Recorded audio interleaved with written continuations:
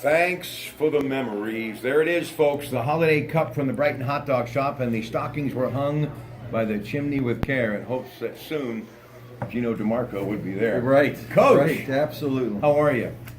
I'm relieved. Are you? Yeah, I had a headache the entire season. It's over I really now. did. Gone. It was gone within 2 days. It's amazing what chili dogs at the Brighton hot dog shop will do to make you smile. Listen, Andrew Fee, who helps you out in that great athletic department, just enjoyed some great chili, and he was kind enough to come here tonight to film these videos. We have to start college football. Pitt freshman Kenny Pickett, 193 yards, not in a touchdown, but he rushed for 2, including 60 yards. 19 years of age from Oakhurst, New Jersey, 6'2", 215 pounds, and all the Pitt fans are saying, we have found our quarterback. Well, hold the phone on that one, but still a nice way to wrap up the season for the university. Oh, I watched the game. My dad's a huge Pitt fan. I had to go over there and endure the last quarter because I got my graduate degree at West Virginia. And I mean, they did a great job. Great job. The kid did a great job. He scored touchdowns. He moved plays, made plays with his feet. Defense played well. But I was just on the phone with a Division I defensive coordinator who had to defend Miami during the season. Seriously. Mm-hmm. And the discussion that I told him was it didn't seem like that was the same Miami team that had played 11 games before. They just seemed to be in a funk. Well, one thing's for sure, it'll get from them something to build on during the offseason and better days ahead, hopefully, for Coach Narduzzi. Oh, for Pitt, yeah, and hopefully for Coach Narduzzi. He's doing it the right way. I'm telling you, I'm a big fan of him, even though, like I said, I got my degree in Morgantown. His dad was a coach. He played a Yes. little football at Youngstown State, so it's all in the family. Now, college football, other games, a lot of conference championship games. I'm just going to rattle through a couple here. Stanford, USC, Memphis, UCF, TCU, Oklahoma, Georgia and Auburn, Fresno State, Boise State, Miami and Clemson. But here's the one, Big Ten title on the line, Ohio State, Wisconsin, 8 o'clock on Fox. The Badgers are 12-0. Paul Chryst, former Pitt coach, and Urban Meyer, Ohio State. You got Barrett, 33 touchdowns on the year. J.K. Dobbins, 1,190 yards, rushing 7 touchdowns. Paris Campbell catching the ball, 530 receiving yards, 2 touchdowns. Wisconsin, Alex Hornbook, he is from Westchester, Pennsylvania, 21 touchdown passes. Jonathan Taylor, 1,806 rushing yards, 6 touchdowns. And Quintus Cypress on 501 yards receiving, 6 touchdowns. So let's talk about that one because really, for my money, that's the one that I'll be watching closely. Wisconsin's got an incredible running game. Incredible running game. Their quarterback is very serviceable, right? Mm-hmm. He doesn't look real fluent, but they're undefeated. And in Chris' system, he's doing everything that he needs to do. Defensively, they never get mentioned as being a great defense, and I think they are playing great defense. All right, now, the big picture. Alabama losing to Auburn. Now, according to some folks at Boveda, which is one of these many sources that will predict things in the way of athletics, and this one is college football, they think the new favorite to win it all is Oklahoma. Sooners are preparing for a rematch in this week's Big 12 championship game with Heisman Trophy favorite Baker Mayfield. The Sooners are a touchdown favorite against the Horned Frogs of TCU. Watched the whole game. They beat West Virginia soundly. I mean, WVU's quarterbacks on the sideline. Their second quarterback goes down in the second series. So they're playing with the third-team kid, and Mayfield didn't even start the game. You know, he does some things that 19 and 20 and 21 years old people do, and unfortunately, every time he makes a mistake, it's on national TV. So they sat him for the first series, and it didn't take long. It was 2 plays. They scored a touchdown, put him back in. The kid's amazing. The system that they're running at Oklahoma, as far as this run-pass option thing, they are the best at it.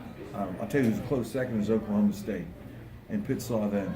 But Oklahoma is the real deal, and defensively they're getting better. What do you think of the college football playoff system? I think they got people surrounding it that are on the committee that have no idea. I mean, we've got people from government that's on it. We've got former coaches, maybe an AD. I mean, everybody wants this. Here's where it's headed. We got 4 teams now. No, we can't have 4. Somebody's left out. We're gonna go to 8. Okay, we go to 8. They're not gonna be satisfied with 8. The problem is they're making too much money in the bowl system. All right, these kids can only play so many games a year physically, and college football right now is on. The rise in viewership is incredible. I mean, people are watching it right now at an all-time high, and the money is outrageous. It's outrageous. Let's talk about the coaching. I'm talking about Division I football, not Division III.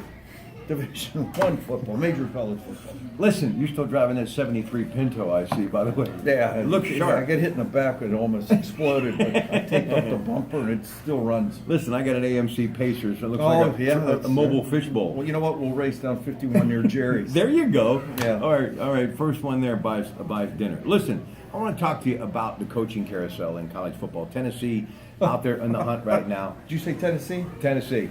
They are. Well, now, let me just finish. Go ahead. What people don't understand, the reason they make the money they do, there is so much pressure. And what amazes me is people like Urban Meyer. We talked about him. And of course, you've got Paul Christ, who has been making a name for himself since leaving Pitt.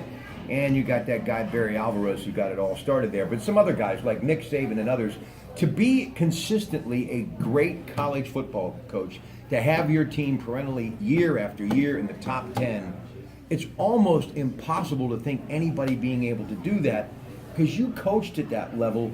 There's so much pressure. Going back to even what Don Nealon did for years at WVU. Yeah. Guys like Joe Paterno. It's almost impossible to think how someone can do that, and especially with everything being so scrutinized by the NCAA the way it is today. Oh, the tremendous amounts of pressure. And the thing is, with instant news, electronic media, any comment is just right now it's across the country.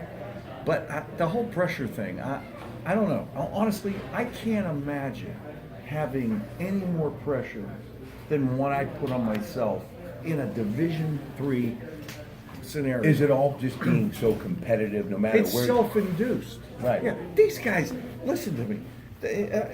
Our boy from Pitt, go fast. He just Arizona State, right? Kicked them out of the door. Todd Graham, right? Mm-hmm. And well, heck of a coach. These guys aren't going out with a 2-week severance package.